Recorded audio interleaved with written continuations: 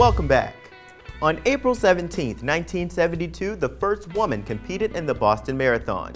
The next day, 21-year-old Jeffrey Mellinger became one of 300,000 American citizens to be drafted.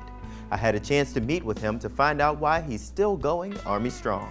I was right behind a guy that went in a room. He was hollering, "No, no, no, I don't want to be in the Marines. I don't want to go to Vietnam." As I opened my door, it was the Army. So I looked at the sergeant standing there and I said, "I'll trade with him. I'll go in the Marines."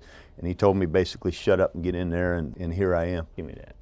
You gotta be kidding me. You don't know how to work a briefcase. Look, I'm the only draftee on continuous active duty. In other words, I have never left active duty since I got drafted. There's that Time article. Yeah, there's me and my vacant stare from jump school. I was test jumping an experimental parachute. The experiment didn't work so well. I had open fractures, broken vertebrae, teeth. There's a couple screws and pins and plates, and I decided to turn it into a wind chime. Look at those soldiers right there. How can you not have a good time with people like that? I drugged them all over Iraq, and all they ever asked for was chow and a couple hours sleep. I stayed up at the hospital for 2 days with the parents of this soldier. Ended up dying of his wounds. If it wasn't for people like him, we'd just have a flag.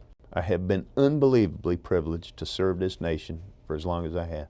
What would possess you to want to go do anything different? Now you know who he is. I am not giving a thought to when I'm getting out. If the phone rang right now and they said, "Mellinger, your retirement's in, you gotta leave tomorrow," I'd be sad. I'd shut the door, I'd run you all out, I'd have a good cry, and I'd pack my stuff up and leave with no regrets.